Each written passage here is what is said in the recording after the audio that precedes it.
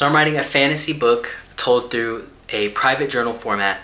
I wanted to discuss the risks of that, why I chose that format, and also the inspirations behind the story in general. So two main reasons why I chose the journaling format. For one, what better way to create an intimate experience with the protagonist than a private journal? Something that you're not supposed to read, something nobody is supposed to read. No characters in the story, no one's supposed to see this. This is their private thoughts, them being alone with their private thoughts and jotting them down. Second reason, it's an in-world artifact. So the fact that it's a book that exists physically in the world that's being built, I think is like super cool. And so there's things I plan to do with that. That's a big part of the story. And yeah, so I'm excited about it. But that's why I really chose, that's why I chose that format. When it comes to the risks of that, so when I think about it, I would say the risks are, it can be messy.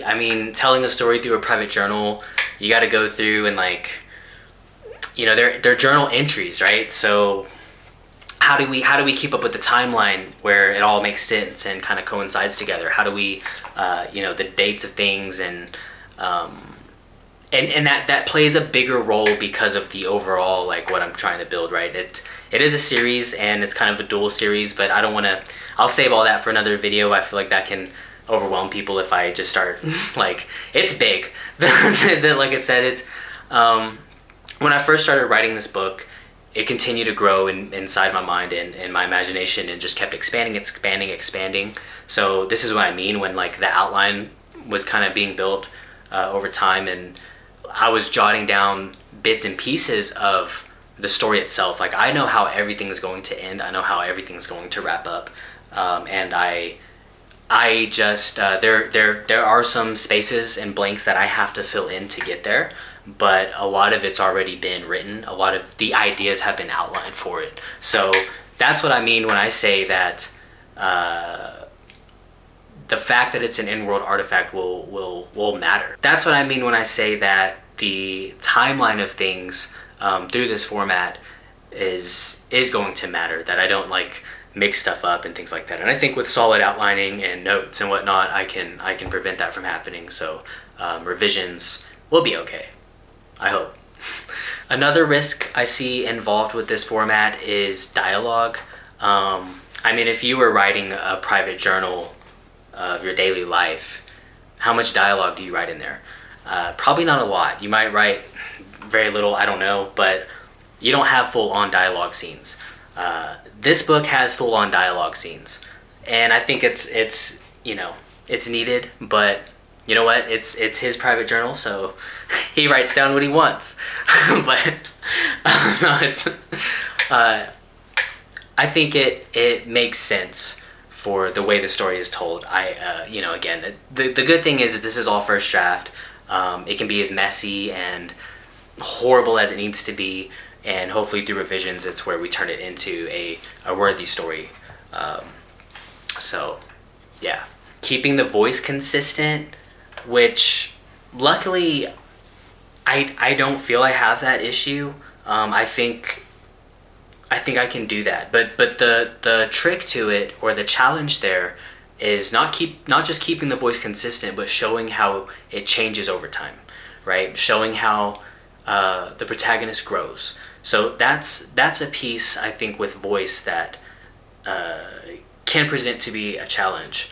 But the fact that I'm aware of it now, I hope we do a good job. I will do my best to do a good job. But those are the risks of this format, I think, that play a big role. If I'm missing any, please feel free to comment, and if you think of any more that could be risky with telling a novel through a private journal format, I would love to hear your thoughts. So just circling back to the timeline of things as well, the overarching plot of the series, the seeds that are being sprinkled throughout, keeping up with those in journal format, I just have a feeling that the further you get along in a story, the more difficult it could be keeping up with all of those seeds and making sure they sprout effectively. So inspirations. Going back all the way to well, I could easily ramble on and talk about like all my inspirations for hours. I mean, going into the beginning though, I gotta mention Zelda Ocarina of Time because that was really the beginning of my journey into fantasy. Just loving fantasy, loving RPGs. I mean, the fact that I was so into the story, right, into that world and what was happening and whatnot, and Zelda and Link and protagonist character that doesn't talk is crazy. But the game was amazing. The exploration, the story going on, it was just, the puzzles, all of it was great. The hidden information you had to get from NPCs and characters. So yeah, I mean, video games, from video games to movies to books, all played a role into my journey of being inspired by fantasy and just loving fantasy in general. Matter of fact,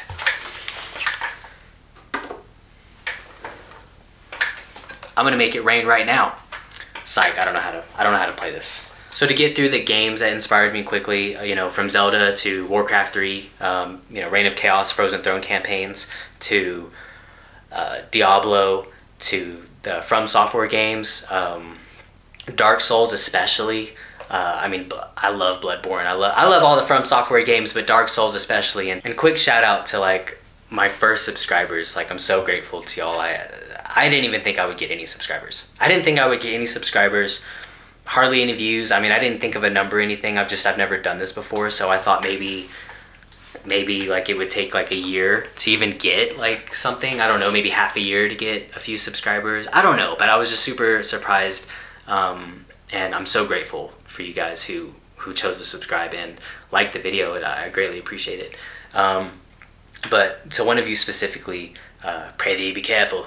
As far as shows and movies and whatnot, I mean, there's tons of anime I could mention. Like, so what I appreciate about anime is the building of a main character in anime, and the characters in general like usually get a lot of backstory on a anime character, but the build up of it, the teardown and the build up, right, and then the build up and the teardown and then building back up is, I just, like I said, I love character development, I love character building, and anime usually does a solid job, especially giving you those moments, like let's go moments for the character to come, really fight through adversity and make it through these big moments, and who they are afterwards and how they change and everything too. Vinland Saga is one of my favorites that I'm watching right now, or that I'm kind of keeping up with. I refuse to read the manga because I really just want to enjoy the anime as it releases. Solo Leveling and Naruto is like an original, of course. Into movies, needless to say, Lord of the Rings, OG. I think Game of Thrones and the realism that Game of Thrones brings to the table, even though it's like a fantasy world, it just feels so gritty and so realistic. Going into books, The Alchemist. A lot of books you see behind me are on a to be read list. The books that I've read most recently are actually going to be the top left side of me. These are ones that I've read most recently. Some of these on the right side I've read for sure, because I've read a lot of nonfiction. That's always kind of been like in my adult years what I was drawn to was nonfiction books, on psychology, philosophy, spirituality. My first actual fantasy read, like adult fantasy read, is The Name of the Wind, which I will have some review videos out on that book because I definitely want to talk about it. So I'll have a spoiler-free review and a spoiler review coming soon for that. Super stoked.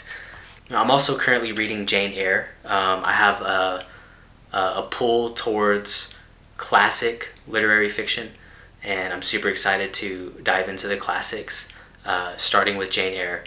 And really because what I read about, the synopsis was very intriguing for one, and just her personality type, and also the introspective nature that is told through her voice in that story. I've been enjoying it so far. I'm about halfway through that book, so I plan to do like a review on it as well once I'm finished. I started the Blade Itself recently, which is the first book of the First Law trilogy.